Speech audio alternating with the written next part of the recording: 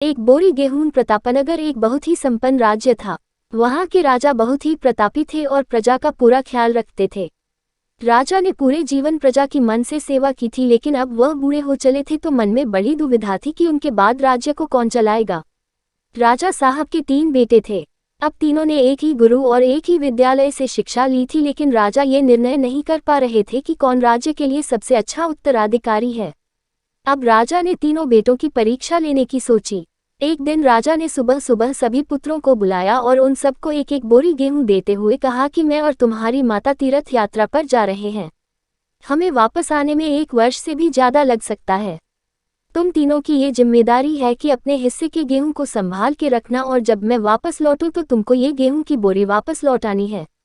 ऐसा कहकर राजा और रानी तीर्थ यात्रा पर चल दिए। सबसे बड़े बेटे से सोचा, ये गेहूं की बोरी पिताजी को वापस लौटानी है तो इसे मैं तिजोरी में बंद कर देता हूँ। जब पिताजी आएंगे तो वापस दे दूंगा। यही सोचकर उसने गेहूं की बोरी तिजोरी में रखवा दी ताकि एक दाना भी इधर उधर ना हो। दूसरे बेटे से सोचा कि तिजोरी में तो गेहूं सड़ जाएंगे, मैं इन गेहूं को खेत में डलवा देता हूं जिससे गेहूं की अच्छी फसल होगी और पिताजी को एक बोरी की बजाय कई बोरी गेहूं दे सकूंगा।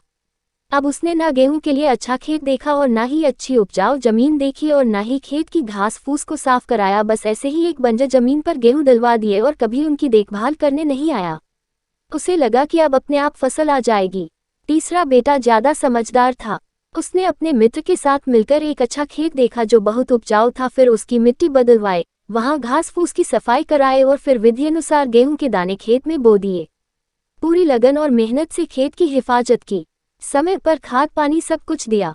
साल भर बाद पहली फसल आई, उसने फिर से उसे बोया, फिर और अन्न उपजा। खेत खलिहान लहलहाने लगा। राजा यही कोई 3 वर्ष बाद वापस आया। तीनों पुत्रों को देखकर बड़ी प्रसन्नता हुई, साथ ही मन में इच्छा थी ये जानने की कि बेटों ने गेहूं के साथ क्या किया। पहले पुत्र ने जैसे ही तिजोरी खोल के दिखाई, अंदर से बहुत बुरी बदबू आ रही थी। सब कुछ सड़कर राख हो चुका था।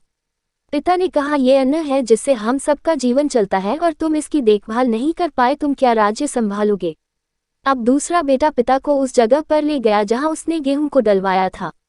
वहां जाकर देखा तो जंगल था, बड़ी बड़ी घास फूस खड़ी थी। गेहूं का तो नामो निशान ही नहीं था। राजा बहुत नाराज हुआ और उसे भी राज्य का उत्तराधिकारी बनाने से मना कर दिया। अब तीसरा पुत्र पिता को अपने खेतों पर ले गया। वाह, दूर से ही एक अलग खुशबू आ रही थी। गेहूं की फसल लहलहा रही थी। चारों तरफ हरियाली और जीवन था और उस खेत से 50 बोरी से भी ज्यादा गेहूं उत्पन्न हो चुका था और आज भी खेत में फिर से फसल खड़ी थी।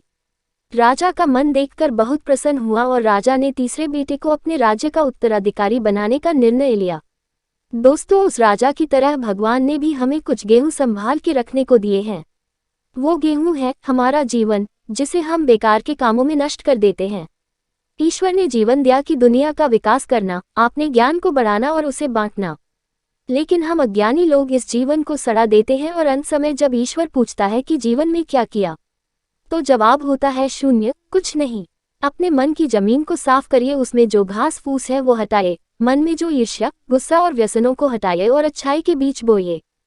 फिर ईश्वर आपसे बेहद खुश होंगे। धन्यवाद।